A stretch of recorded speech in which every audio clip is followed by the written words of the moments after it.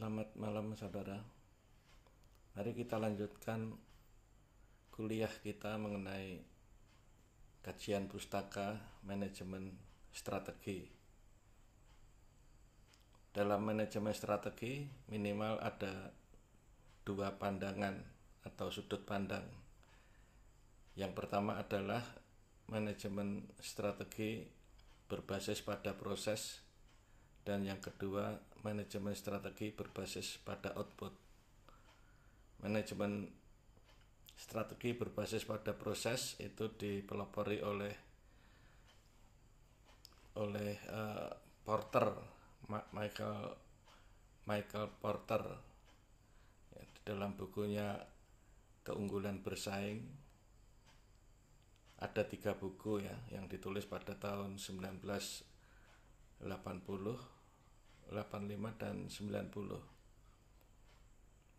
Michael Porter itu disebut juga Porterian. Kemudian lawan daripada Porterian adalah Peter, hampir sama, Tom Peters.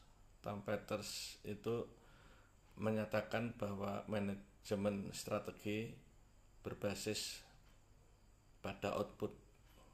Jadi pandangan-pandangannya menyatakan bahwa manajemen strategi adalah sebuah sudut pandang yang bisa dilihat atau dianalisis melalui output, atau kita mengenal pandangan ini sebagai Peterian. Jadi dalam manajemen strategi ada 2 sudut pandang yang berbeda yang disebut tadi, yaitu Peterian atau manajemen berbasis pada output, dan Porterian atau manajemen berbasis pada proses. Jadi ini adalah sebuah konsep ya, pola pikir atau pandangan atau paradigma. Jadi pengikutnya juga begitu, pengikut Porterian dan pengikut Peterian itu selalu menyatakan bahwa pandangan mereka adalah yang lebih baik daripada pandangan yang lain. Saya ingin menjelaskan mengenai Michael Porter. Di dalam 3 bukunya itu dia menyatakan bahwa keunggulan bersaing itu terjadi jika prosesnya benar. Di situ disebutkan ada 2 aktivitas. Yang pertama adalah aktivitas primer dan yang kedua adalah aktivitas sekunder. Aktivitas primer adalah aktivitas yang harus dilakukan, yaitu melakukan logistik ke dalam, proses logistik keluar, pemasaran dan jasa. Itu yang harus dilakukan oleh setiap pebisnis sebagai kewajiban yang harus dilakukan sesuai dengan SOP tersebut. Kemudian pebisnis juga harus melakukan atau melaksanakan 4 hal. Yang pertama adalah pengembangan prasarana, yang kedua adalah pengembangan sumber daya manusia, yang ketiga pengembangan teknologi, yang keempat adalah pengembangan logistik atau pengadaan. Jadi itu adalah aktivitas sekunder. Dari aktivitas sekunder dan aktivitas primer tersebut maka akan diketahui atau outputnya adalah margin. Jadi margin itu tidak penting atau merupakan dampak dari 9 aktivitas yang tadi saya sebutkan, 9 item atau 9 indikator. Yang saya ulang lagi, indikator tersebut adalah input, proses, output, pemasaran, jasa, prasarana, sumber daya manusia, teknologi, dan pengadaan. 9 variabel bebas yang harus dikelola sebagai sebuah proses. Nah, dari situlah kemudian proses bisnis itu berkembang menjadi proses perusahaan, dan proses perusahaan berkembang menjadi proses industri, dan proses industri berubah atau berkembang menjadi proses pasar. Di dalam persaingan industri maka prosesnya ada 4. Yang pertama adalah proses yang dilihat dari pembeli, yang kedua proses yang dilihat dari pemasok, yang ketiga proses dari pendatang baru, yang keempat adalah proses yang dilakukan oleh barang-barang substitusi. Keempat proses ini kemudian bersaing di dalam sebuah arena persaingan yang disebut arena persaingan industri. Nah, dari persaingan tersebut ya, muncullah kemudian keunggulan-keunggulan kompetitif yang sangat tergantung kepada rantai nilai yang tadi saya sebutkan ada 9 variabel bebas dan 1 variabel tergantung, yaitu margin. Jadi rantai nilai ini merupakan sebuah proses bisnis yang ada pada pembeli, penjual atau pemasok barang substitusi dan pendatang baru. Masing-masing memiliki sebuah keunggulan ya, di mana di dalam persaingan tersebut ya, ada persaingan yang bersifat persaingan langsung, persaingan tidak langsung, ada juga persaingan yang bersifat substitusi dan persaingan yang bersifat komplementer. Jadi buku-buku itu, yang buku-bukunya Porter itu arahnya adalah seperti itu. Arahnya adalah pada pengembangan rantai pasok, rantai nilai pasok. Disebut pasok itu artinya aspeknya industri ya, dari pasok 1, pasok 2, pasok 3 ya, merupakan penjumlahan yang mengarah pada pasokan di dalam pasar. Itu adalah cerita mengenai Porterian. Kemudian cerita mengenai Peterian atau strategi berbasis pada output.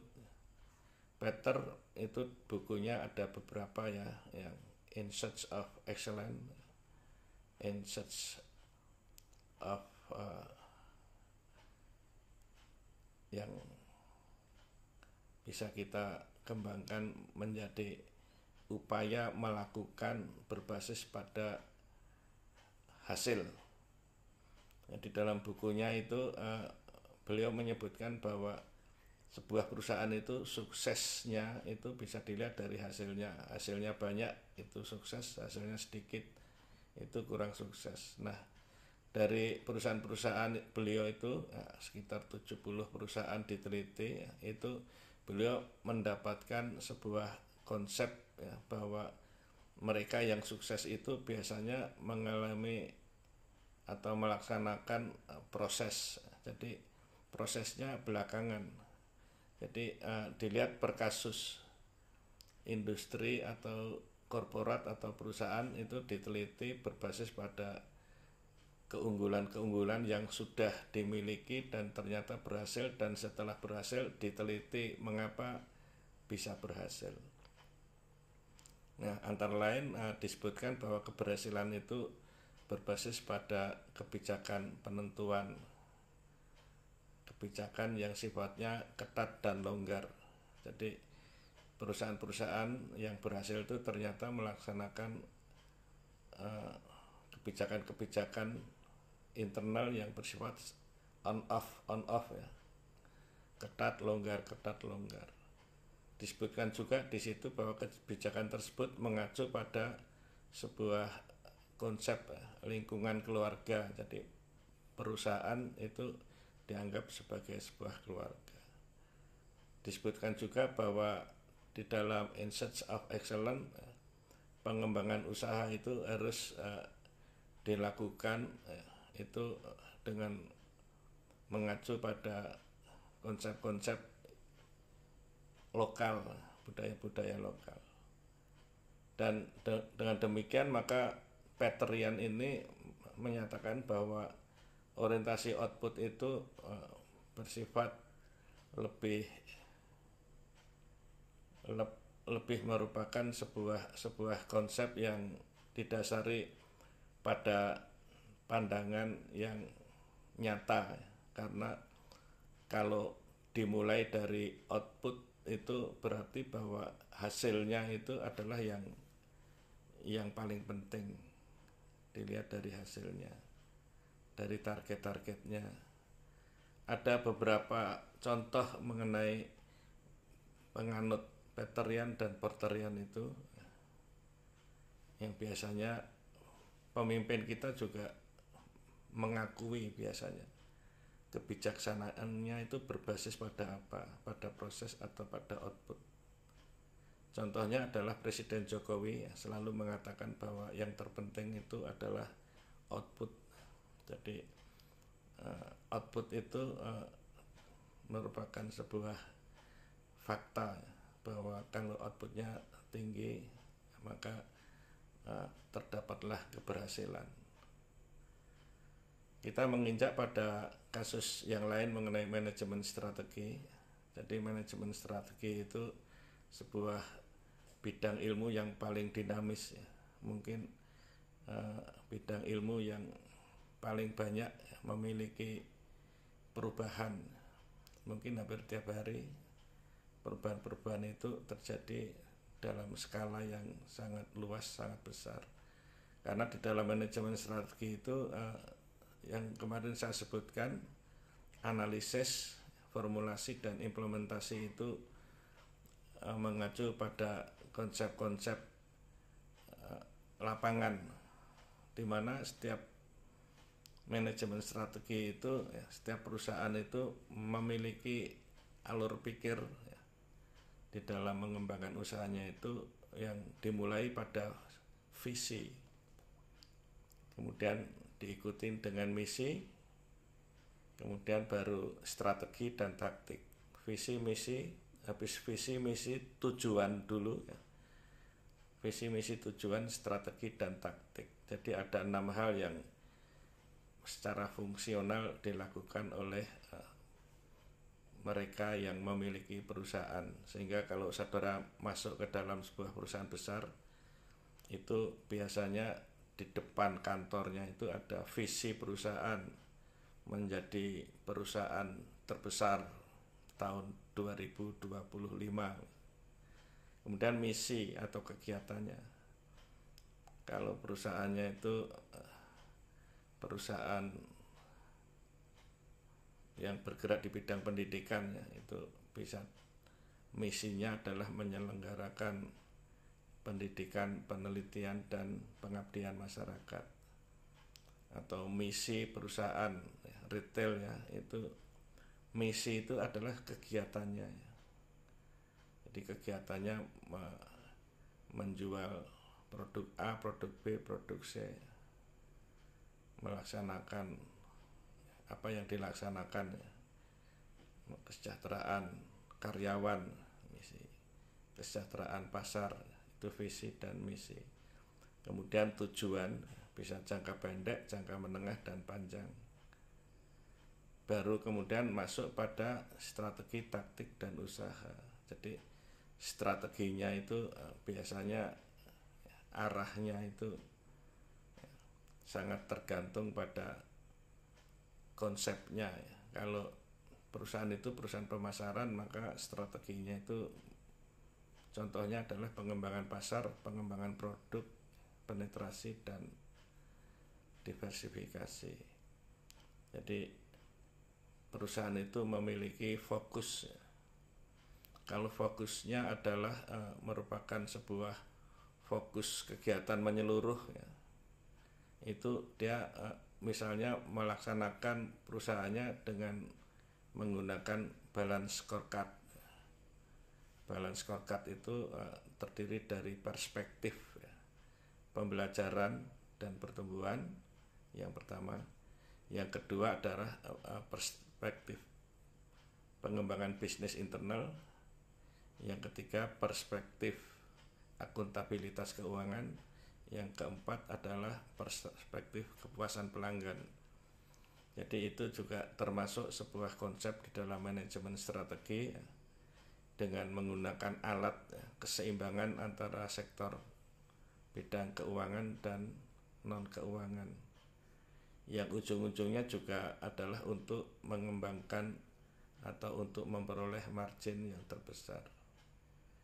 Nah, manajemen strategi yang dimulai dengan pandangan output dan proses tadi ya, yang kemudian mengarah pada strategi fungsional, itu bisa kita lihat ya, keberhasilannya itu sejauh mana ya, yang satu sama lain itu bisa diperbandingkan. Jadi manajemen strategi adalah sebuah manajemen yang lebih banyak membuat perbandingan-perbandingan seperti proyek itu.